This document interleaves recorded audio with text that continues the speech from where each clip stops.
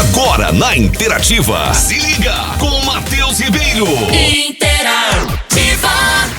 Senhoras e senhores, um bom dia a todos. Sejam muito bem-vindos ao nosso Se Liga aqui pelos 94.9 da Interativa e também pelas nossas redes sociais no facebook.com/Interativa Goiânia e no meu canal no YouTube, youtube.com/Matheus Ribeiro TV. Lembrando que esse espaço é um espaço de debate, de opinião, de informação com responsabilidade, sempre a notícia averiguada, apurada, para gerar um debate que permita a todos nós cidadãos construirmos uma sociedade melhor. E nesse sabadão, 15 de janeiro, a gente fala de um tema muito especial, o direito do consumidor durante a pandemia. Por isso, eu começo a cumprimentar a nossa bancada por meio do nosso convidado da edição de hoje, o advogado especialista em direito do consumidor, Dr. Marlos Vale. Bom dia. Muito bom dia, Matheus. Muito bom dia, demais integrantes da bancada, aos ouvintes da Interativa, do programa Se Liga. É um prazer contribuir com esse debate, que nessa pandemia nós tivemos vários eventos, cancelamentos de voos, de shows, de eventos, e que impactam diretamente nos direitos de nós, consumidores, E com todo prazer a gente vai debater isso aí com a bancada e com você. E estamos sempre à disposição, Matheus. Combinado! Lembrando que você que nos acompanha pode sempre, a qualquer dia, a qualquer hora, a qualquer tempo, mandar também a sua mensagem aqui para o nosso programa, para os nossos participantes, por meio do WhatsApp 62992398683. Bom dia, Maria Tereza, tudo bem?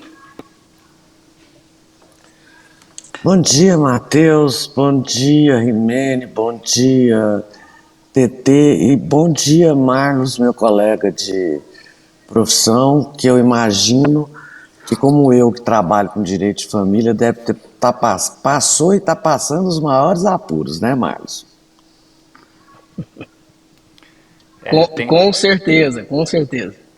TT Ribeiro, prima, tudo bem? Oi, primo, tudo bem? Que bom que a gente se encontrou de novo. Lembra que eu falei, primo, que durante a semana eu ia dar um jeito no meu home office, no meu estúdio? Já deu uma modificada. Tô vendo aí, tem um Para estantezinho bom observador, já tá notando diferença aqui. Olha, foram 3 dias de muito trabalho, mas deu certo, tá lindo, ainda não terminei. Faltam uns discos ainda, mas não vai ter aquele negocinho do lado, não. Bom dia para todos, vamos lá. TT vai fazer um Se Liga especial, só com dicas de faça você mesmo. Você dá aquele tapa no viso da sua casa. Acho que você pode produzir uns videozinhos, hein? Acho que o pessoal vai gostar desse conteúdo, viu, TT? Rimene Amaral, diretamente da Embaixada Italiana em Goiás, a cidade de Nova Veneza. Bom dia, meu amigo. Bom dia, Matheus. Bom dia para o Dr. Marlos, MT, TT, para os nossos queridos ouvintes, que nosso sábado seja de tranquilidade. E para quem não está vendo a nossa live, está somente ouvindo pela rádio, vale a pena dar uma parada para ver a camisa dançante do Matheus hoje. O vídeo fica maravilhoso, a camisa dança para um lado e para o outro, que é uma coisa assim. Meu pai diria que seria a camisa Volta ao Mundo, lá da década de 70. Ficou um espetáculo maravilhoso. Sabe o que eu lembrei, Rimene? Fala, Pedro. Quando você vai fazer media training com assessorada, aí você fala, olha, não use camisa Jamais. verde, nem azul, nem listrada. Olha, eu chamo isso de uma desconstrução de padrões, é minha liberdade de expressão, minha licença poética, não me censurem, viu? E eu vou falar a verdade, o tema de hoje é muito a minha cara. Mas... Vamos falar a verdade, que falar de consumo... Vamos falar a verdade, o tema de hoje foi sugerido pelo Rimene, porque o Rimene...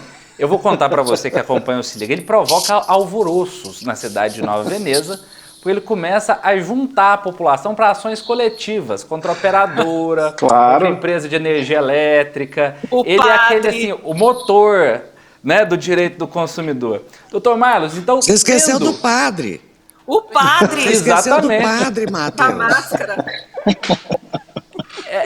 Então, assim, eu não teria como começar esse programa. Passa a palavra para o Rimene, então, para fazer aí o primeiro questionamento ao senhor. Então, doutor, a gente vê que durante a pandemia muita coisa aconteceu, muita coisa inesperada, né? Uma delas que a gente tem vivido nos últimos dias, nas últimas semanas, na verdade, por causa dessa volta da pandemia com força da Ômicron, que é a questão das passagens aéreas, dos passageiros de avião, de aeroportos que têm começado a ficar para lá. A Ômicron chegou de verdade nas empresas aéreas, dificultando e cancelando, acho que no mês passado foram mais de 12 mil voos no Brasil inteiro. E como é que fica essa situação do consumidor? Quem compra a sua passagem com antecedência, paga um seguro dentro dessa passagem e chega lá na hora e não consegue embarcar. Quais são as obrigações das empresas aéreas com relação ao passageiro, em primeiro lugar, para a gente poder começar? Rimene, em primeiro lugar, o consumidor ele tem o direito absoluto na eventualidade do cancelamento do voo por parte da companhia aérea, ele pode ter o valor integral pago pela passagem restituído, ou ele tem o direito assegurado para a remarcação desse voo, geralmente em um período de 12 até 18 meses, ou ele fica também com esse crédito, né, do valor integralmente pago, para que seja utilizado dentro daquela companhia em um momento mais conveniente e um momento que ele achar melhor empreender a sua viagem.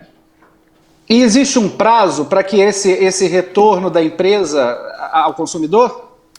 Eu até faço um complemento, doutor Marlos, e aí tomo a liberdade, peço licença ao ouvinte, ao nosso público que acompanha, para trazer uma situação pessoal.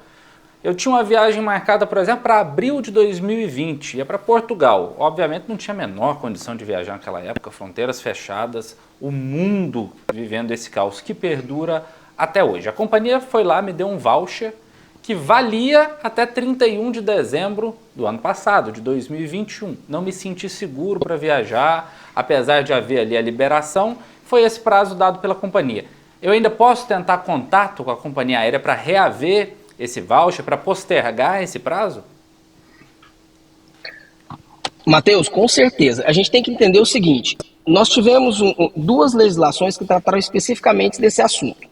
A primeira foi em 2020, depois em 2021, e a vigência dessa lei tratava especificamente desses cancelamentos de passagem aérea, teve sua vigência encerrada em 31 de dezembro. O que ela previa?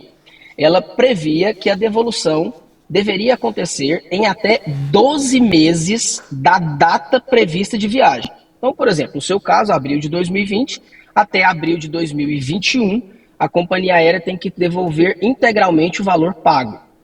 Agora, o que o consumidor tem que fazer? Olha, se realmente a lei não foi... Essa lei não tem vigência mais, tá? Ela encerrou em 31 de dezembro, né? Voltam a valer as regras antes da pandemia, né? Regras de cancelamento, de acordo com os contratos com as companhias aéreas, tá? Então, hoje, atualmente, o que o consumidor tem que fazer e eu recomendo que o faça? Primeiramente, entrar em contato com a companhia, para saber as regras de devolução, de remarcação, eventualmente de crédito na companhia, e caso não consiga, a gente tem outros meios antes de chegar definitivamente em uma ação judicial. Podemos socorrer aí ao PROCON, né, tanto o PROCON municipal quanto o PROCON estadual, e em último caso, ou o juizado especial, ou a própria justiça comum também pode, através de uma ação judicial, acionar essas companhias, tá? Entendi. Eu queria chamar a Maria Tereza aqui para a conversa, para o debate, porque, MT, a gente observou, acho que em todos os âmbitos do direito, né, uma mudança muito profunda também por causa da pandemia. Inicialmente, quando a gente fala em pandemia, a gente pensa aí nessas dificuldades no cenário da saúde e, evidentemente, da economia. Mas o direito também teve que se adaptar a essa realidade, né? Isso vale para o direito do consumidor, para o direito de família, para diversas situações, né?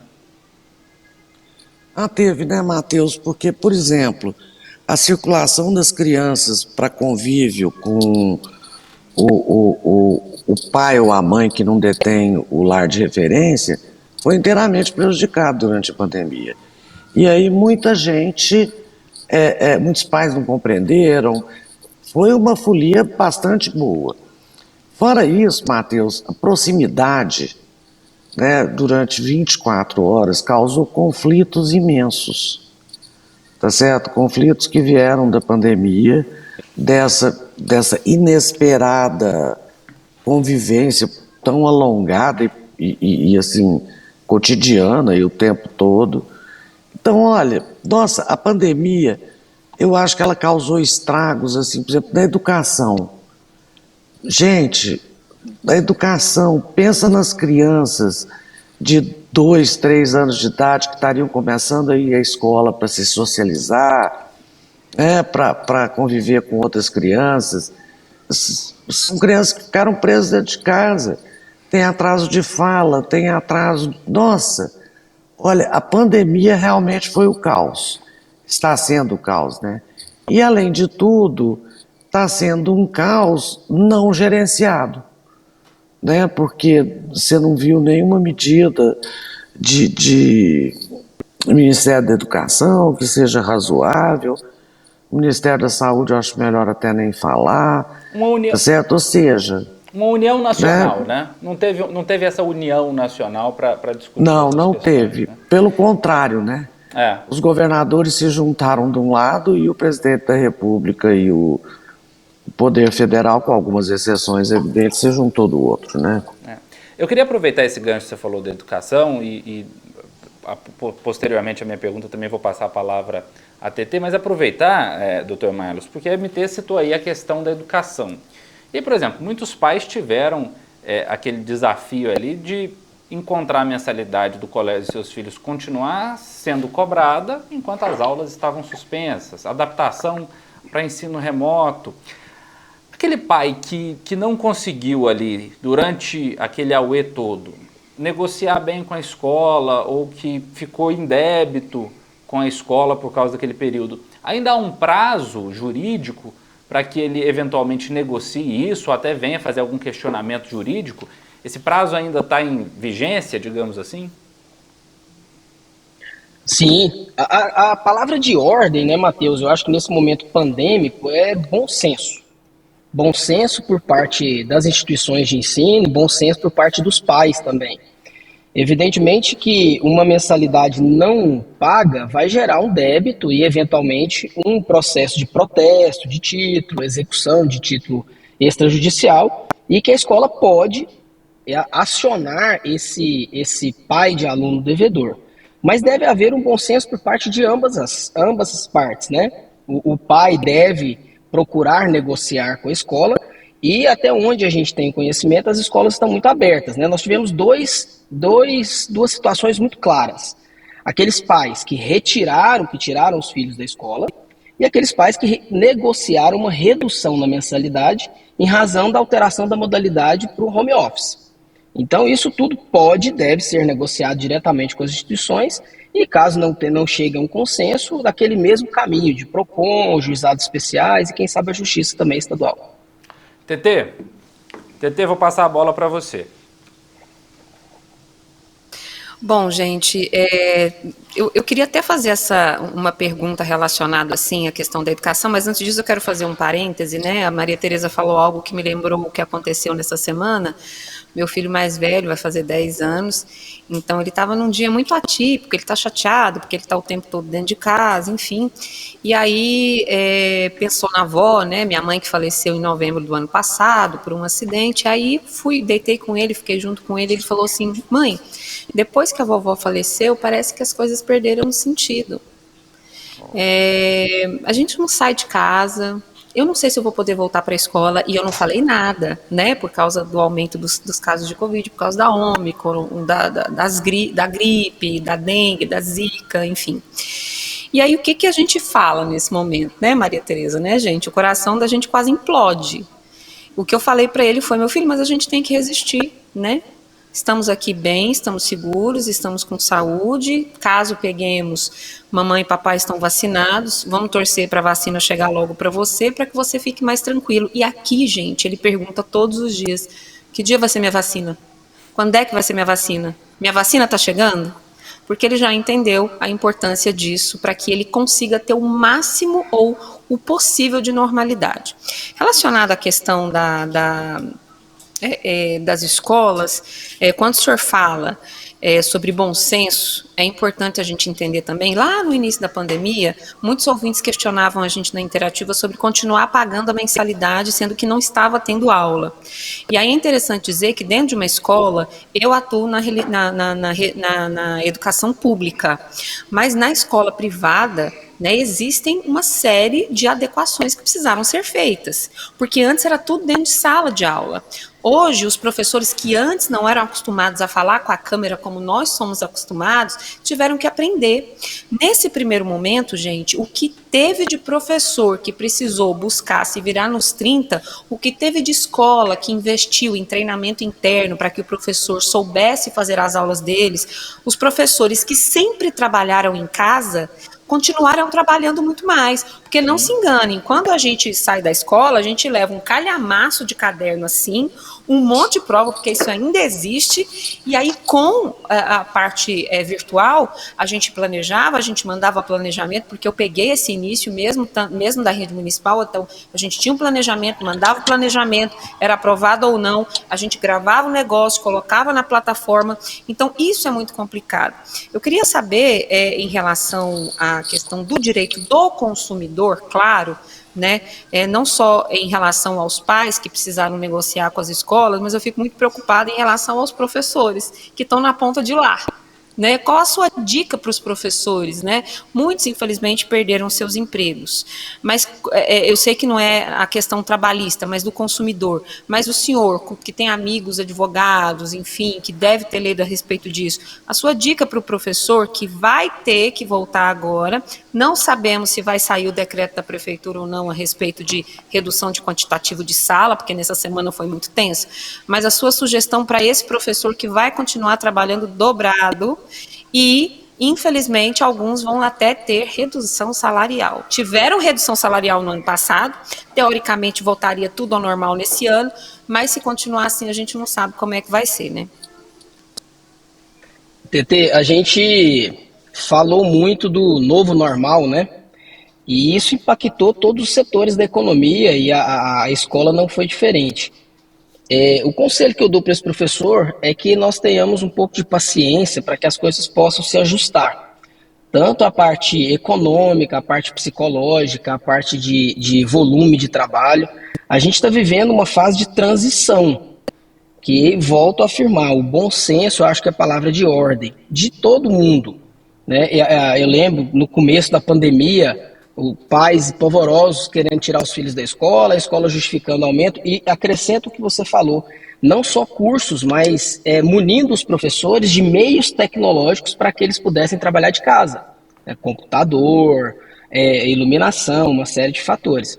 Então, o conselho que eu dou é para a gente ter paciência nesse momento de transição, que isso vai acabar, e se isso eventualmente perdurar por mais tempo, a gente vai se adaptar muito provavelmente e o mais rápido possível, eu tenho certeza disso. Eu posso dar um palpite? Diga lá, MT. Eu tenho alguns amigos que são donos de escola, tá? Escolas particulares, evidentemente. Falou-se muito, não está tendo, porque não tem gasto com luz, não tem gasto com energia, não tem gasto com água. Mas, ao contrário disso, as pessoas não viram a imensidão de novos equipamentos que foram precisos. E os professores estão muito sacrificados. Olha, eu vejo pelos meus netos, eles próprios dizem que é difícil prestar atenção na aula, que eles não estão aguentando mais. Quer dizer, ou seja, além de tudo, esses professores têm que se virar para poder conseguir prender atenção, etc, etc e tal. Bom senso, Marcos, é o norte do mundo, tá certo? Eu concordo com você, mas precisaria ter mais bom senso, eu acho, para ver todos os lados. E os professores, como sempre, são os mais sacrificados, né? Não, e assim, você aprendeu a trabalhar de uma certa forma, né? E você está ali desenvolvendo o seu trabalho há um bom tempo, há décadas, daquela mesma forma. Do dia para a noite você precisa reinventar a roda, né? Não é um processo fácil e simplificado de forma alguma. Mas nós temos outros assuntos a falar relacionados ao direito do consumidor. A gente quer falar também de reajuste do preço dos aluguéis, é algo que está espantando aí muitas pessoas. Afinal de contas, a gente viu uma disparada no índice que é utilizado como base para o reajuste dos aluguéis, que é o IGPM. E aí, quais são as alternativas? Como negociar com o proprietário ou com a imobiliária? Você pode questionar um contrato já assinado na Justiça? São questões que nós faremos para o Dr. Marlos Vale, especialista em Direito do Consumidor, no próximo bloco, dentro de alguns minutinhos, aqui no Se Liga. Joga aqui comigo, lembrando que você pode participar do Se Liga também pelo nosso WhatsApp a qualquer dia, a qualquer hora, a qualquer momento. É 62992398683. Daqui a pouquinho a gente está de volta aqui nos 94.9 da Interativa e também pelas redes sociais. Eu faço questão da sua companhia. Se liga! Interativa com Matheus Ribeiro.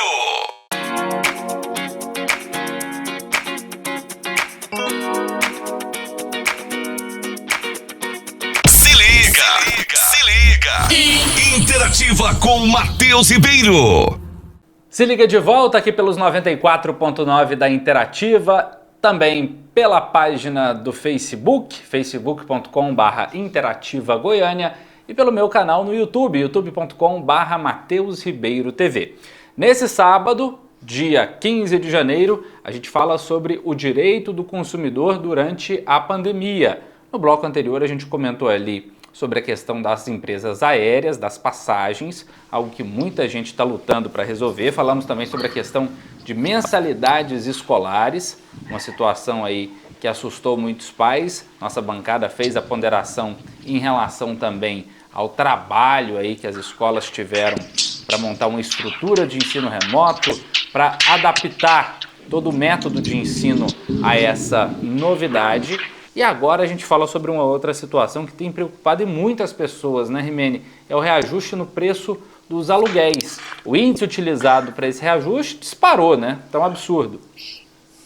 Então, quando você aluga uma casa para morar, um apartamento, ou mesmo uma loja comercial, algo para montar o seu negócio, você assina um contrato e nesse contrato prevê o reajuste, a grande maioria das vezes um reajuste anual, de acordo com o IGPM. Só que o IGPM foi lá para cima. E quando a gente fala, principalmente em salas comerciais, para poder, você já pensando naquele lucro que você teria, esse lucro não veio.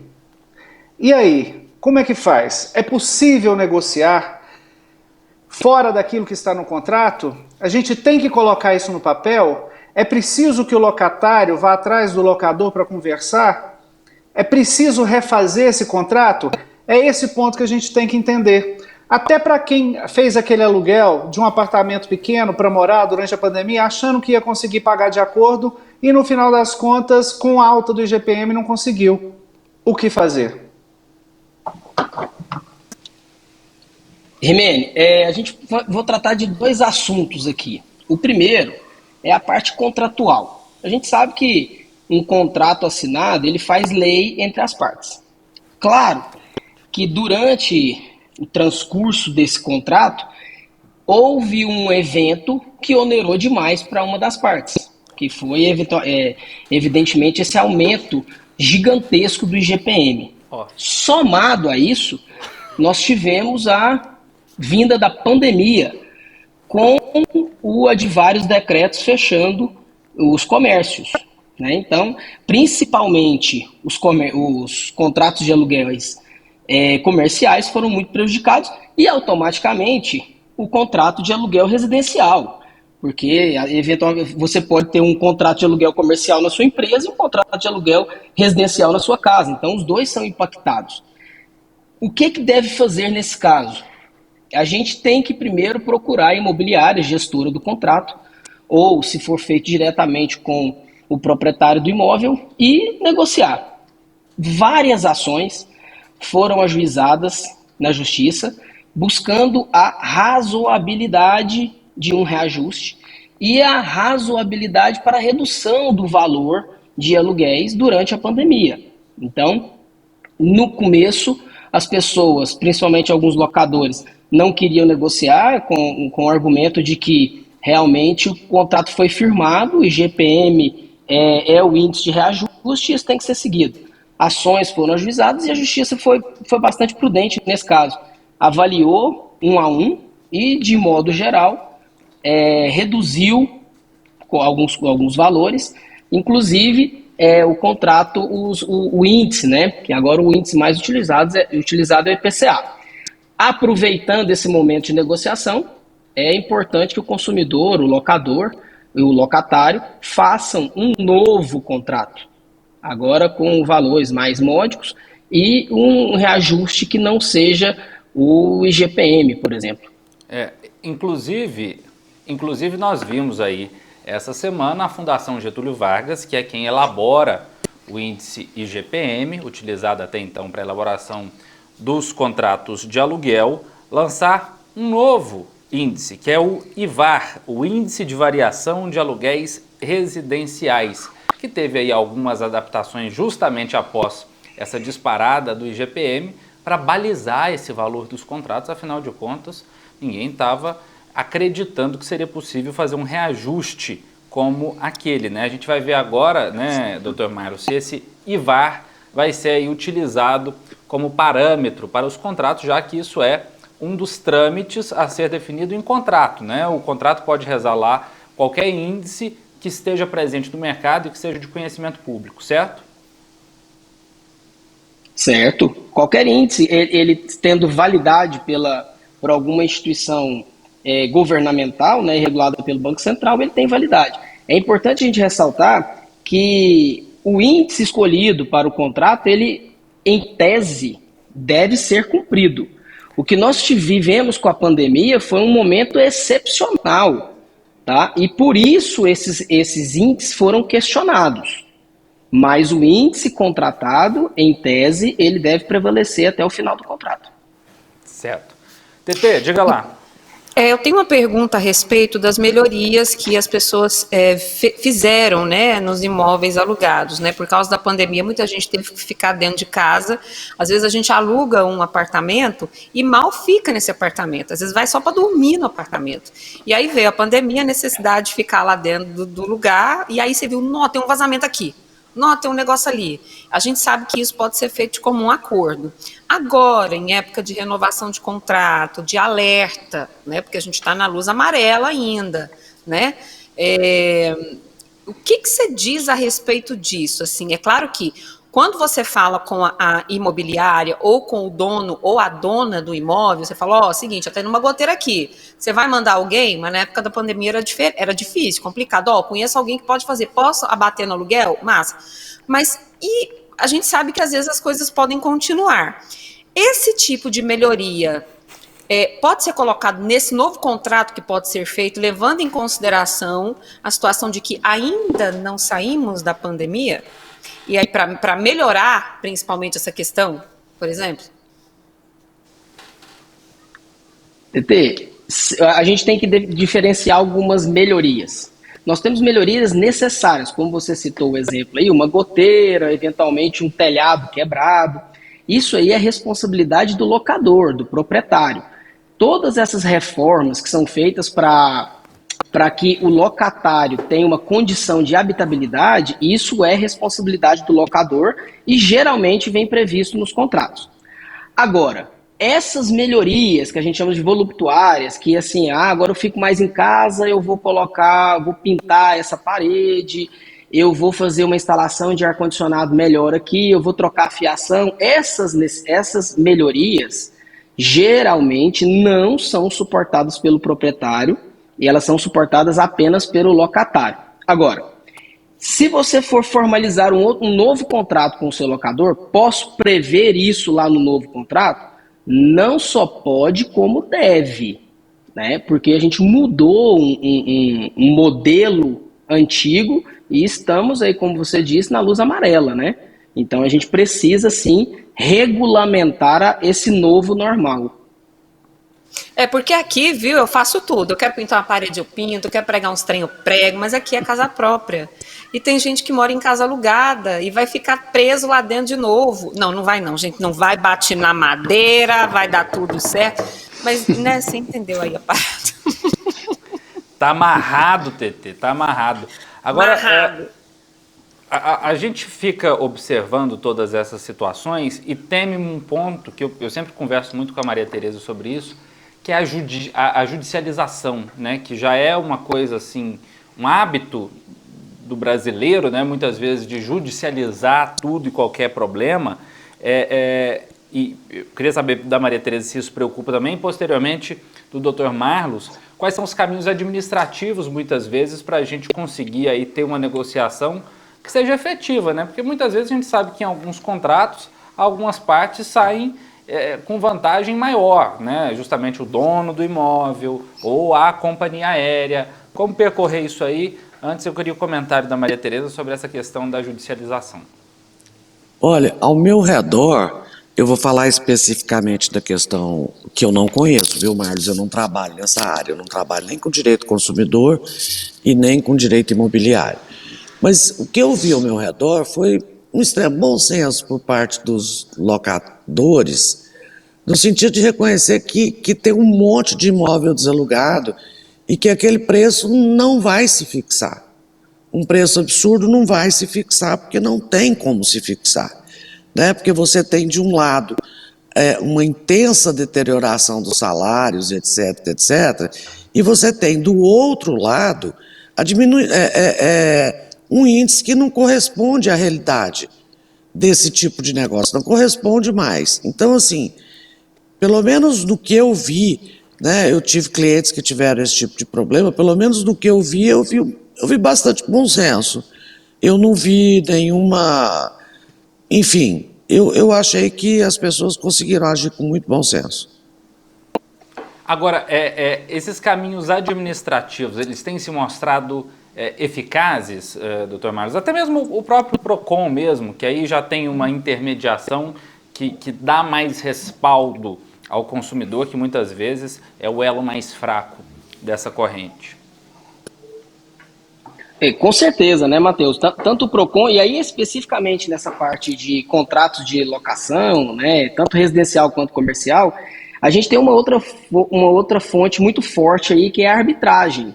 Né? As cortes de arbitragem também atuam muito pesados em relação a isso e têm obtido um índice de conciliação, de mediação muito grande, justamente pelo que a doutora Maria Tereza disse. Os locadores tiveram a sensibilidade de que o locatário estava em dificuldade para pagar, porque muitas vezes a jornada dele foi reduzida, o salário dele foi reduzido, e ele teve um incremento de GPM totalmente fora da realidade. Então, não só o PROCON, mas as cortes de arbitragem, nesse caso aí, funcionam muito bem. E eu sempre digo que, em último caso, a judicialização, por quê? Porque a nossa justiça, ela é morosa, né? Ela tem trâmites a serem seguidos e, via de regra, você tem que pagar custas processuais para que isso aconteça. Então, existem outros meios, que não o judicial, para a resolução dos conflitos. Certo. A gente está checando aqui agora alguns outros assuntos para o nosso programa, mas eu queria pedir licença ao senhor, doutor, e convidá-lo, inclusive, para o debate também, que nós temos uma notícia aqui que movimentou a internet essa semana, e eu não sei se ela pode ser enquadrada em algum âmbito do Código de Defesa do Consumidor, porque foi um grande golpe, viu, Rimene? Foi um golpe que comoveu muitos brasileiros, que emocionou até apresentador de televisão e que agora completa uma data simbólica, marcante. Os filhos da grávida de Taubaté estão com 10 anos de idade e a internet está comemorando isso. Hoje, dia 11 de janeiro de 2022, foi o aniversário para as 4 Marias, filhas da grávida de Taubaté. As crianças não nasceram. Filha da bola de pecuária, né? Exatamente. Lá em Piracanjuba vendia aquelas bolonas assim, ó. Você saía feliz. A bola era maior que a criança, assim, no caso eu, né? Assim, adorava aquela bola, né? Gente. Você saía com a bola desse jeito, assim. E as Marias fariam 10 anos agora, né? A gente pode enquadrar isso aí em algum tipo de golpe, doutor? Desculpa a brincadeira. Não, tranquilo. A gente tem hoje a facilidade da internet, né? E a gente tem que filtrar muita coisa. A princípio, eu não vejo a configuração de nenhum golpe aí de direito do consumidor, a não ser essas fake news aí que a gente tá sujeito todo dia, toda hora. Então, a gente fala tanto em fake news hoje, né? Assim, como se fosse um fenômeno novo. Eu me lembro das lorotas que eu já ouvia lá no interior, muito para trásmente, como a gente costuma brincar. Mas essa foi uma fake news orquestrada assim com louvor, né, Rimene? Assim, marcou a época a grávida de Taubaté. Virou um selo para nominar outras fake news. Selo grávida de Taubaté de qualidade. Ela não só foi orquestrada, como ontem mesmo eu estava vendo um vídeo de 10 anos atrás, claro, no estúdio de uma dessas TVs, que eu não vou me lembrar qual, mas ela ganhando fraldas e fraldas, durante um ano de fraldas para as crianças e mostrando aquilo. E ela sentada com aquela bolona na frente, como se fosse um barrigão de 4 crianças, sorrindo emocionada e recebendo uma placa de 1 ano de fraldas grátis. Cara, a televisão transmitindo aquilo ao vivo em rede nacional. Olha só onde nós chegamos. É impressionante. Sabe o que é complicado? Antes do meu amor MT falar, difícil, porque quando eu estava grávida, eu não tinha barriga, gente. Eu não tinha nada. E, sinceramente, eu fui numa lotérica e eu fui na fila preferencial. Teve um senhorzinho que olhou para mim, tipo assim, essa fila aqui não é para você, não. Eu falei, sim, eu tô grávida. Você era grávida de Taubaté da Reversal Russa, né? Na Reversal Russa, você era grávida de Taubaté. Porque era grávida que ninguém acreditava. Eu passava mal pro capeta, eu vomitava, eu tinha dor nas costas, dor na... Gente, olha, todas as 2 gravidez, olha, meu Deus do céu, foi o... Enfim, não vou entrar nisso, não. Você falou aí, eu tava com BCG. Eu tava com BCG e mostrei. Olha aqui, ó, tô grávida. Peguei ontem, tá? Então eu mereço estar aqui porque eu tenho uma criança aqui dentro de mim. E aí ele citou a grávida de Taubaté. Meu filho vai fazer 10 anos. Olha só. Antes de passar pra MT, eu achei bonitinho falar as 2 gravidez, corretíssimo, aliás. Tava com uma amiga esses dias num bar e ele falou assim, eu gostaria de 2 aperóis. Aí eu tava falando agora deve ter 2 gravidezes. Diga lá, MT. Gente, a fofoca sempre houve.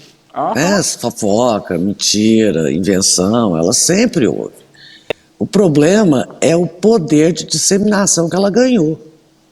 Tá certo? Rachilho de pólvora. Porque até então a gente... eu sou de Goiás Velho. Me confirma aí. Eu não sou de Goiás Velho, minha família é. Me confirma aí, Rimene. 5h30 da tarde, as senhoras sentam na porta de suas respectivas casas, é isso? Aí, ó. Exato. Ó, não é isso? Exato. Só que não tinha internet. E afina a língua. Parece uma navalha. Aqui, ó, gente. Tricô. Que afina a língua. Tinha lugares que as soleiras das portas eram lisas. De tantas pessoas sentarem ali, elas iam alisando. E tinham almofadas para se escorar e ficar muito tempo ali. Falava-se da vida de todo mundo. Até hoje, em Nova Veneza, em alguns pontos, é assim. Mas lá em Piracanjuba, sentar na porta da rua ou no alpendre. O alpendre era assim... Era a recepção, o hall. Porque hall é uma palavra chique, né? Eu acho alpendre tão mais... Alpendre é vintage. É vintage. Hoje em dia o povo faz hall.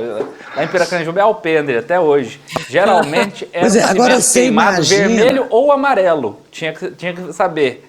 Vermelho ou amarelo definia a estética da casa. Agora, eu concordo muito com... diga lá, MT.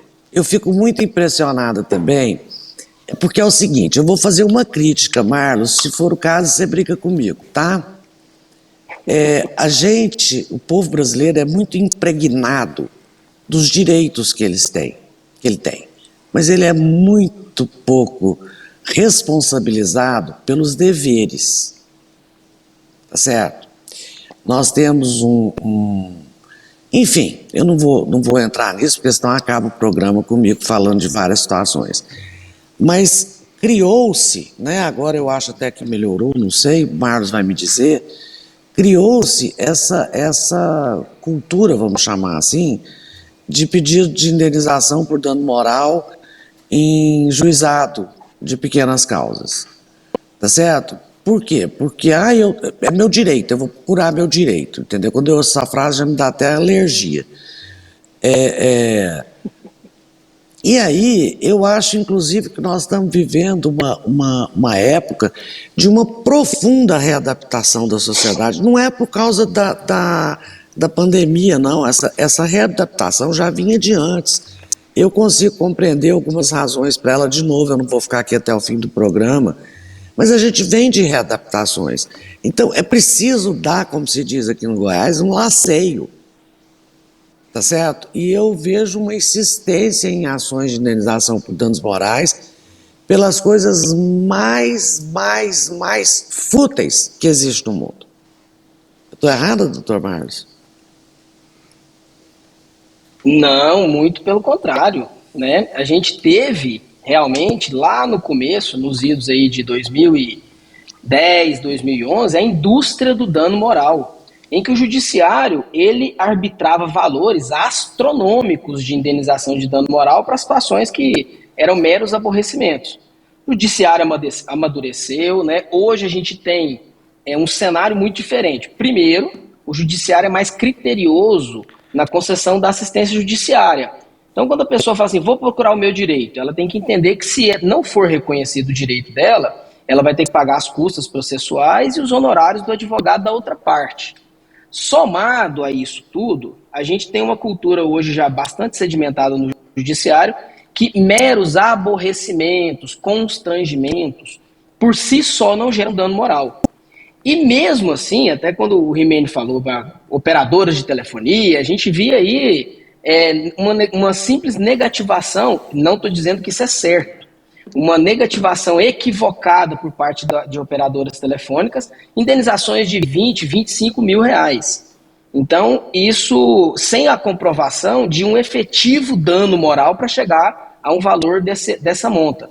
Hoje, os valores são mais razoáveis, eu entendo, e acabou essa indústria do dano moral. A gente teve um evento muito importante na Justiça do Trabalho, que foi a reforma trabalhista, em novembro de 2017, em que começou-se a condenar também os reclamantes a pagamento de honorários periciais, honorários advocatícios, né? E então isso deu uma diminuída na judicialização também.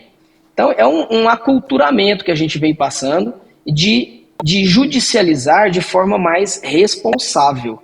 E eu concordo em gênero, número e grau com você. Isso mudou e eu acho que mudou para melhor. Rimene, eu estava ouvindo a fala do Dr. Marlos e aí me veio uma curiosidade à cabeça. Quantos processos você já moveu na justiça, hein? 13. 13. 13. Doutor Marlos, nós temos um exemplo Vamos vivo lá, aqui na operadora bancada, telefônica. Tá? Não, mas Operadora telefônica, trabalhista e contrato quebrado. Trabalhista também, né? Não, relacionado ao direito do consumidor, então, dos 13. Não, 12. Telefonia é ela. Ah, 12. 12. Tá um tantinho bom, né? Tá. Tá um tantinho bom.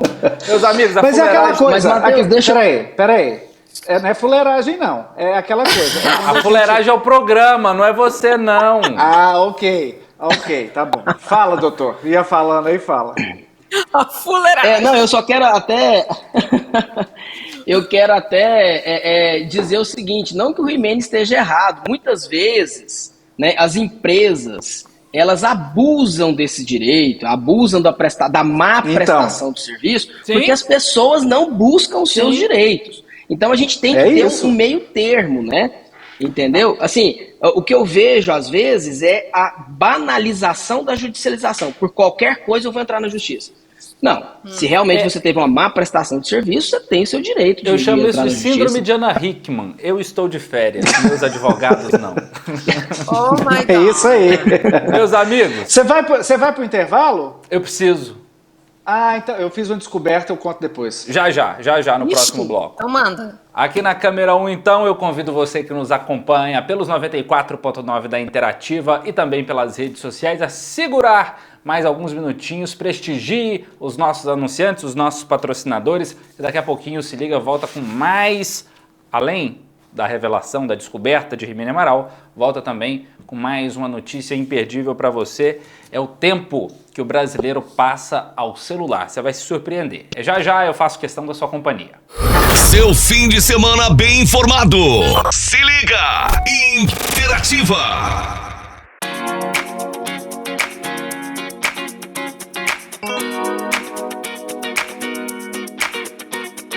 Se liga! Jornalismo e entretenimento na Interativa. É isso aí, senhoras e senhores, estamos de volta com Se Liga deste sabadão, dia 15 de janeiro. Você nos acompanha pelos 94.9 da Interativa e também pelas redes sociais, facebook.com/Interativa Goiânia ou no meu canal do YouTube, youtube.com/Mateus Ribeiro TV.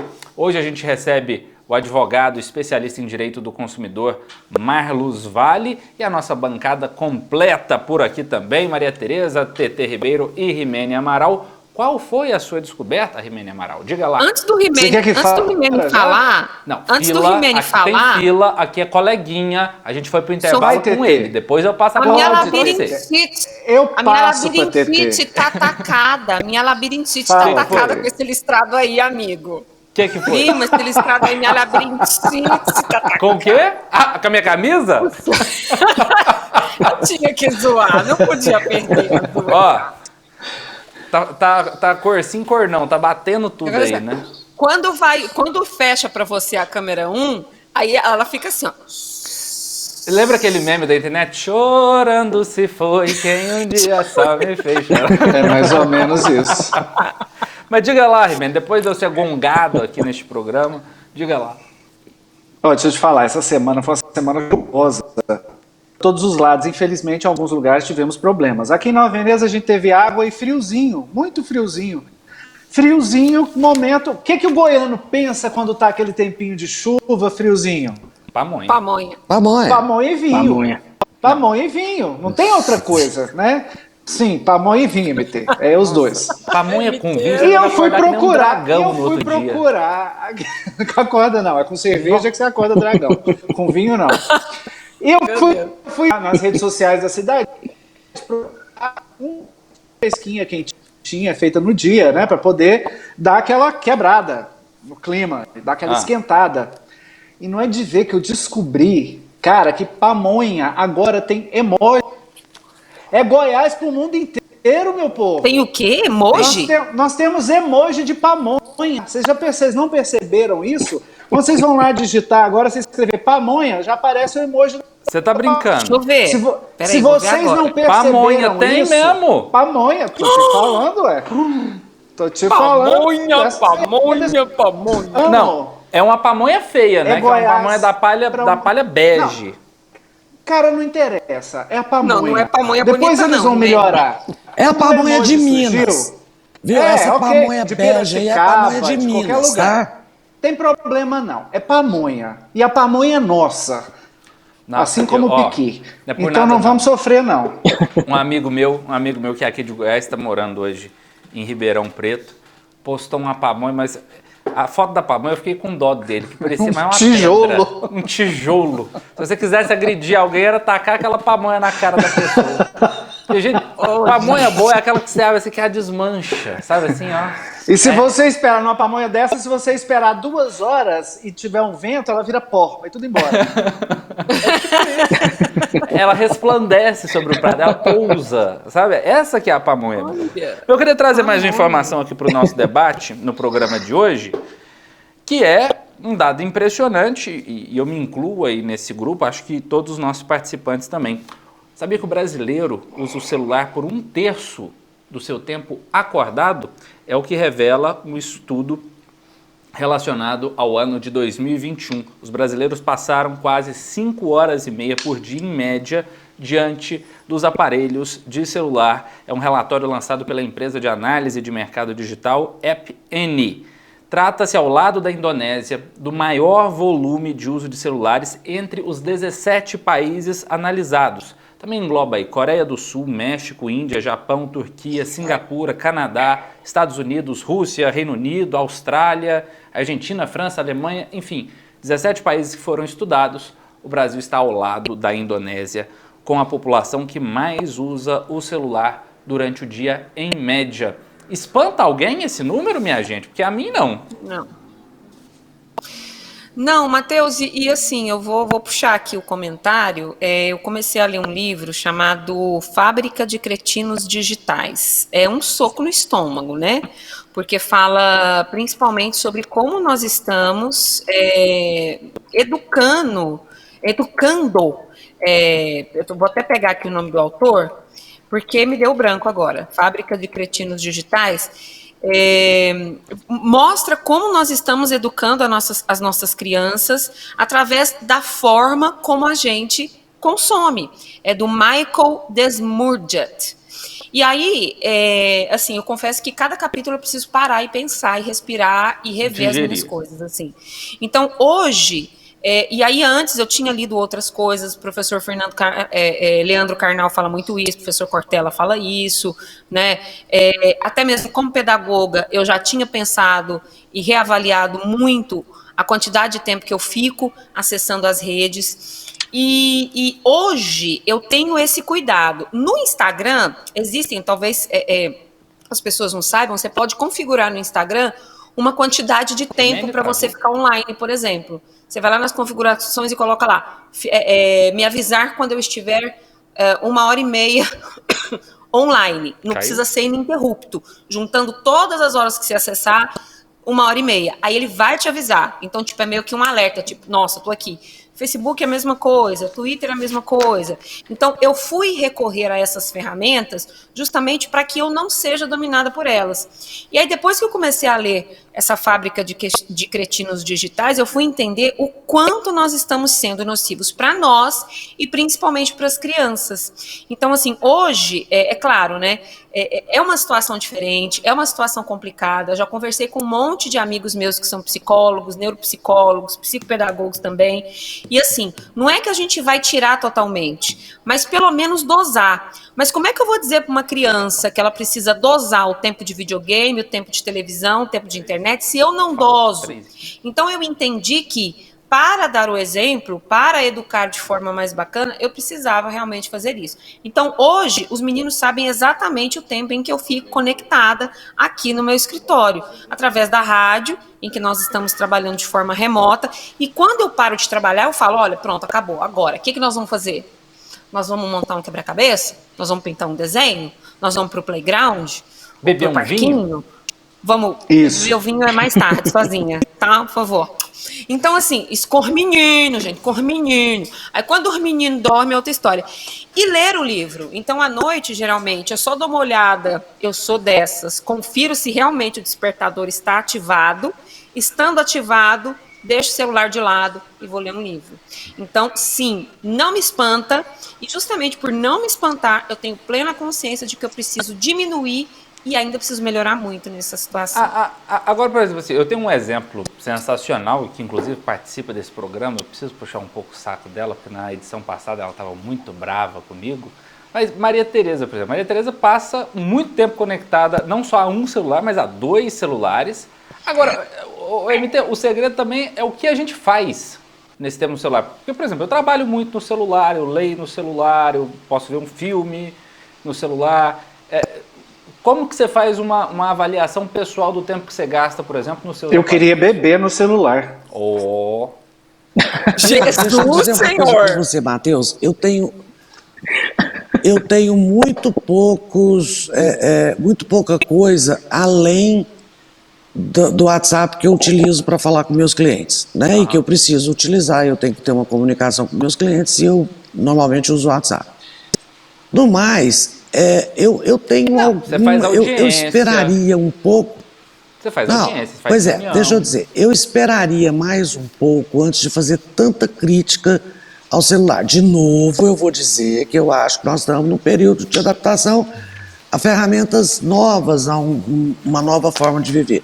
Eu leio, né? Eu não leio no celular, na verdade eu leio no Kindle, tá certo? Eu faço audiência online. Você também faz, né, Marcos? Tá certo? Todos os programas, os 2 programas de rádio que eu faço, eu estou fazendo online. Mas quando eu digo para você que é utilizar o celular sem ser para trabalhar, aí eu vou dizer uma coisa para você que é pouco tempo. Primeiro, porque eu fico com uma preguiça de teclar, eu prefiro telefonar e falar. Entendeu? Eu fico com muita preguiça de teclar. E segundo, porque eu tenho outras distrações. Né? Então, assim, eu tenho outras coisas que eu faço. A maioria delas vou repetir na tela. Por exemplo, a maioria dos livros que eu leio é no Kindle. Tá certo? A maioria dos livros que eu leio são livros digitais. Aí esses dias o meu irmão falou assim: esses meninos vão ficar com o pescoço torto de tanto ficar assim para fazer do celular. Eu falei, eu tenho o pescoço torto de tanto ficar assim para ler, entendeu? Sabe? Então, assim, eu esperaria um pouco mais antes de fazer tanta crítica. Porque, de novo, nós estamos num período de transição, né? Agora, eu acho extremamente importante você mostrar outros pontos de vista que não seja o ponto de vista que está no celular para as crianças. Show. Tá certo?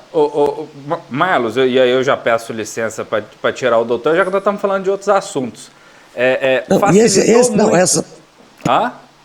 Essa bancada é tão fuleiragem que ninguém chama ninguém de doutor, é isso mesmo, viu, Marcos? Tá certo? Eu vivi para ver falar eu quero até ressaltar uma coisa eu quero até ressaltar uma coisa que me chamou a atenção, que eu achei muito bacana, porque a tecnologia nos permite, inclusive, aproveitar melhor nosso tempo. O Dr. Marlos começou o programa do carro, tomou ali um shake, certamente pós-treino, agora já está no conforto do quarto, é isso mesmo, né? Exatamente.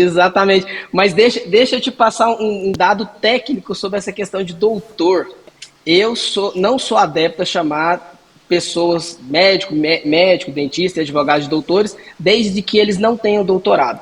Isso é um decreto imperial, na época de Dom Pedro, que foi revogado, foi o último ato do presidente Michel Temer. Então, isso era um decreto de chamar as pessoas que tinham cursado medicina. Exatamente. E aí isso caiu por terra. Eu acho que chama Marlos, advogado Marlos, doutor se a pessoa tiver doutorado. Eu acho uma injustiça com quem tem doutorado e muitas vezes não é chamado de doutor. Não, mas eu vou te contar uma outra história. O decreto imperial do império que não existe mais, né? Igual a família real. Tá, mas eu vou te contar uma outra história. Eu não sei quem foi que inventou essa história, mas ela existe, tá? Diz que o advogado, cada processo que o advogado defende, ele defende uma tese. E por isso o doutor. Tá certo? Então... eu não faço a mínima questão de ser chamada de doutor, mas tem algumas pessoas que falam pra mim assim, Maria Tereza, eu falo assim, Maria Tereza não, doutora Maria Tereza, só pra ser antipática, sabe, Marcos? Entendeu? MT. É uma carta na manga quando convém, é isso, né? Exatamente, só pra ser antipática. Meus amigos, o programa tá bom, a conversa tá boa, bem humorada e informativa, como sempre, mas é hora de dar tchau. Marlos Vale, advogado especialista em direito do consumidor, muito obrigado pela sua participação aqui no nosso programa, um ótimo fim de semana. Muito obrigado, Matheus, Rimene, Maria Tereza, TT. Reitero a minha disponibilidade, sempre que precisar, pode contar com a gente. Combinado. Rimene Amaral, diretamente de Nova Veneza, com essa receita de vinho com pamonha, ainda custo a acreditar. Custa acreditar porque você nunca experimentou. Então é vinho tinto? É vinho tinto, Rimene? É tinto? Isso aí eu ensino pra você depois. Tetê, não dá conversa mais não, Tetê. Ô, Tetê, não dá corda não. Um ótimo sábado pra vocês, pra todo mundo. Dá licença que eu vou tomar um vinho agora e eu vou falar a verdade. Ontem eu jantei pipoca. Um beijo pra todo mundo. Pipoca não é janta. Pipoca não é janta. É a bandeira desse programa. São 9 horas da manhã. Você vai tomar vinho às 9 horas da manhã? Até eu terminar aqui, fazer uma esteira já são 10. Aí já deu certo. TT Ribeiro, bom fim de semana pra você, prima. Bom fim de semana, prima, tudo de bom. MT, te amo. Rimene, depois você me fala esse negócio aí da pamonha com vinho. Obrigada. Doutor não. Marlos Vale, vou te seguir aí. E é isso. Valinho. Gente, foi lindo. Valinho. Obrigada. E eu só queria deixar um recado, gente. Vamos tomar vacina. E, por favor, papais, vacinem seus filhos quando chegar a vacina das crianças. A gente quer voltar para a escola, a gente quer os meninos tudo lá na escola, deixando a gente doida, a gente quer dar aula, mas precisa estar vacinado. Beijo. Convenhamos que as únicas crianças que estão liberadas da vacina, né, são as filhas da grávida de Taubaté. Essas aí podem passar sem a vacina. MT, bom fim de semana para você, meu amor.